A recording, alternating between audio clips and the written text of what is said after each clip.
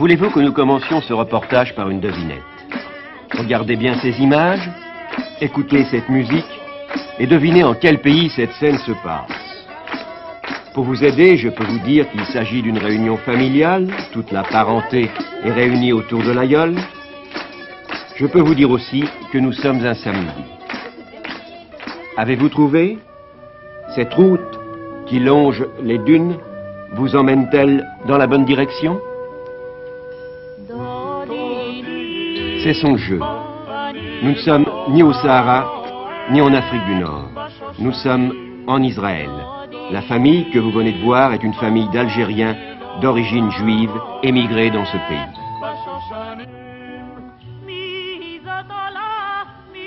Cette ville surgit tel un mirage des sables, c'est Ashdod, tout au sud du pays, non loin de la frontière égyptienne.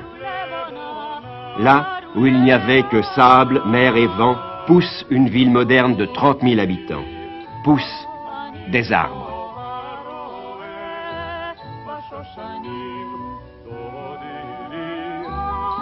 Et surtout, un port.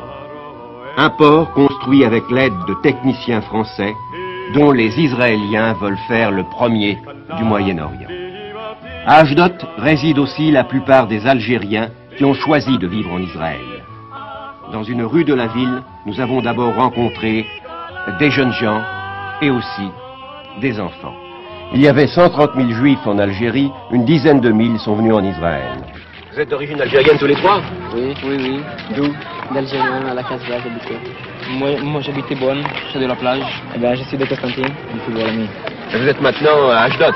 Oui, la petite Algérie.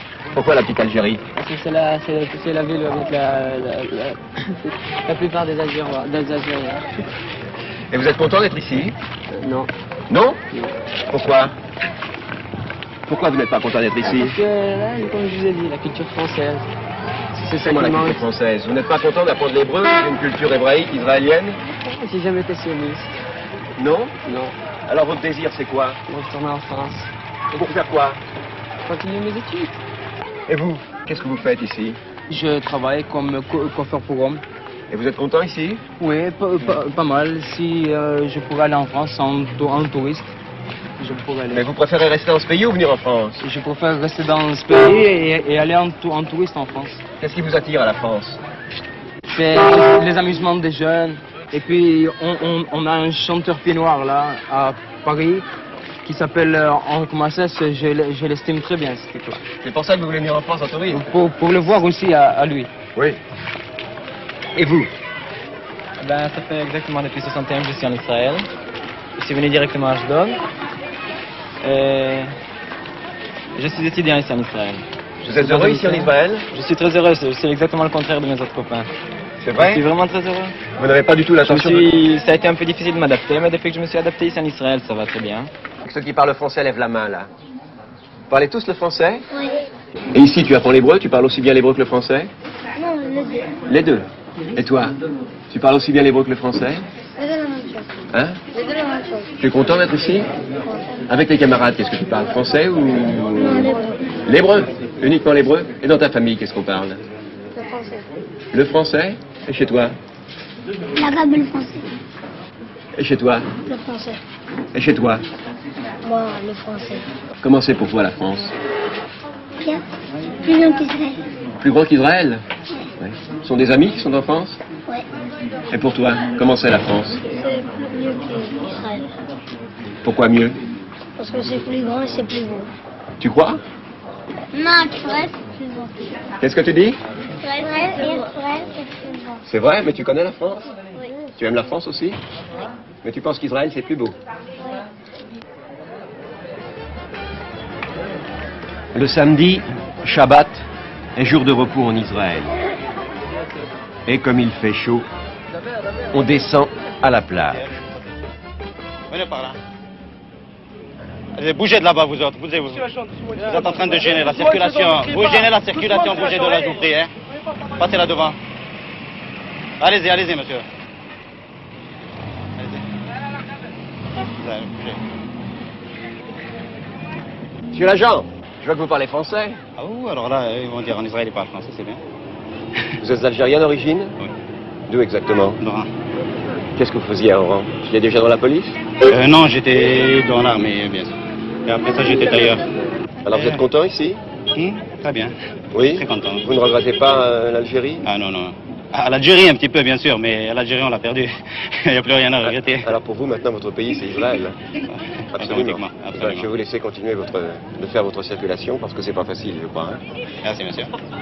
Non, les enfants, sortez d'ici. Bougez de là, bougez. Bougez de là, s'il vous plaît.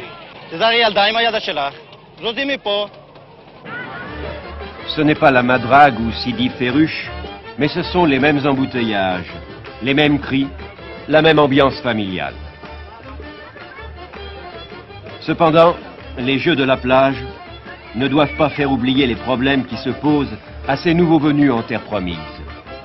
Témoin ce médecin qui a quitté l'Algérie en 1961, qui a trouvé des satisfactions professionnelles en Israël et qui pourtant a quitté ce pays.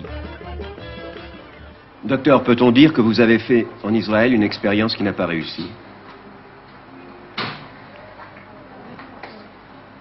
Oui, elle n'a pas réussi dans le sens où, venant en Israël, j'aspirais à l'accomplissement de certains idéaux qui se sont avérés ne pas se réaliser. Expliquez-vous, si vous voulez, d'une manière très précise, les raisons pour lesquelles votre expérience n'a pas réussi. Il y a deux ordres de raisons, ou deux ordres de causes. Tout d'abord des causes profondes et des causes immédiates. Les causes profondes de mon départ d'Israël a été le grave problème qui divise le pays, je veux dire le problème des rapports entre les orientaux et les occidentaux. Du racisme? Non pas du racisme. Il ne peut exister de racisme entre des juifs, mais disons de comportements différents, deux attitudes psychologiques différentes les uns par rapport aux autres. Mais des manières de vivre ou du mépris de l'un par rapport à l'autre? Manière de vivre et aussi mépris de l'un vis-à-vis de l'autre. Et c'est surtout ce mépris qui m'a profondément touché et bouleversé, moi qui étais venu ici dans l'espoir de trouver une certaine fraternité, une certaine réalisation dans les rapports de l'homme avec l'autre.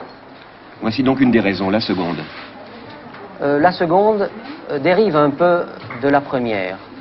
Ça a été la cause déterminante de mon départ, a été ce fameux procès public intenté contre le judaïsme algérien qui avait préféré l'immigration en France à celle d'Israël.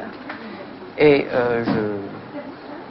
je ne comprenais pas pourquoi l'on faisait ce procès au judaïsme algérien alors que d'autres juifs avaient choisi, d'autres juifs qui avaient quitté leur pays d'origine et qui avaient choisi d'autres pays autres que celui d'Israël. Par exemple, les juifs cubains qui, dans une très forte proportion, a préféré immigrer à Miami ou à New York et non pas en Israël. Oui. Alors ces deux raisons vous ont déterminé, vous aussi, à choisir la France? Ces deux raisons m'ont déterminé à quitter ce pays, peut-être d'une façon temporaire. Il est possible que j'y revienne un jour, je ne sais pas.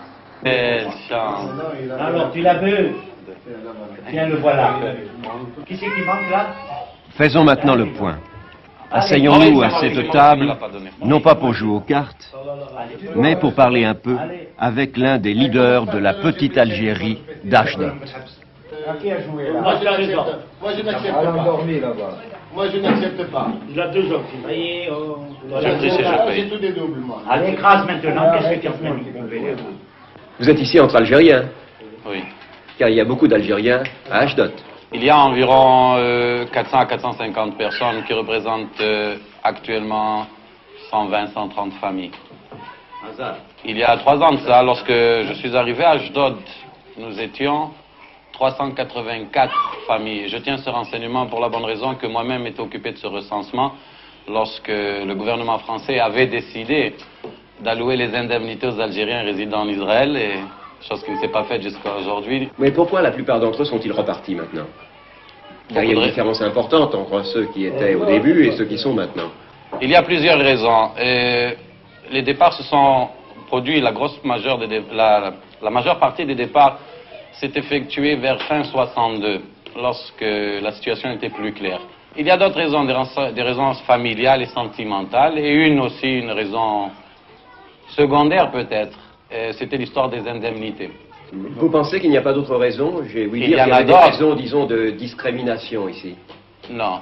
On appelle peut-être le fait de discrimination parce que si moi, par exemple, je suis roumain ou polonais, me trouve dans un bureau, et qu'un roumain ou un polonais vient s'adresser à moi, il a pour ainsi dire, vous savez, une petite préférence sentimentale, le pays qui parle. Et, par exemple, moi qui me trouve dans un bureau, si un Algérien se présente à moi, peut-être que je lui ferai la faveur parce qu'il est algérien comme moi. C'est ça, mais justement, les Algériens semblent vivre tous ensemble ici, en important les méthodes de Bab el-Oued ou de Saint-Eugène. C'est ce qui nous a aussi retenu ici parce que nous n'avons pas perdu nos habitudes. Mais vous pensez néanmoins vous assimiler à l'ensemble de la nation israélienne? Nous assimiler, nous sommes déjà assimilés. Vraiment? Je pense. Si je suis conseiller municipal, je pense que le fait d'être conseiller municipal prouve chez moi l'assimilation déjà dans le pays, dans le peuple.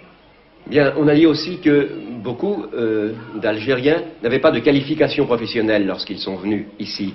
Et ça a été une des raisons de l'échec de leur assimilation, ce que j'appelle l'assimilation, ou de leur installation dans le pays. C'est très aléatoire. Je vais vous donner une réponse à ça. Prenons l'exemple du camarade Marcel qui est d'Oran. Il était chef décorateur à l'Opéra d'Oran. Chef cintrier à l'Opéra d'Oran. Actuellement, il est chef des travaux au port d'Ashdod. Et nous prenons l'exemple du camarade Alfred qui est de Bab el-Oued. Il n'a peut-être pas tellement changé, mais au lieu de rouler sur les routes, il roule sur des rails. Actuellement, il conduit une locomotive au port. Et il était chauffeur de camion à Alger. Et vous-même? Moi, je n'ai pas peut-être tellement changé. Je travaillais dans les services sociaux en Algérie et je m'occupe de tous les nouveaux immigrants qui arrivent à Ashdod. Parce qu'il arrive encore de nouveaux immigrants en Algérie? Actuellement, il en arrive, mais à partir de la France, bien entendu. Oui. Combien à peu près? C'est très faible, disons en moyenne 2-3 familles par mois. Dans l'ensemble de la région. Nous avons un camarade qui est arrivé seulement 8 jours de Paris. Pour s'installer aussi ici? Installé déjà. Déjà installé ici. Vous pensez donc que les problèmes vont s'estompant avec le temps? Pour nous, on peut dire que les problèmes se sont déjà estompés.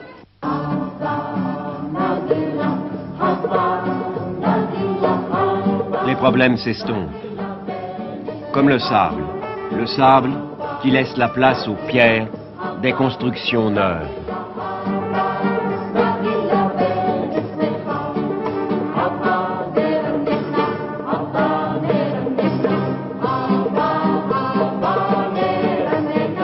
La route est longue et dure, mais au bout,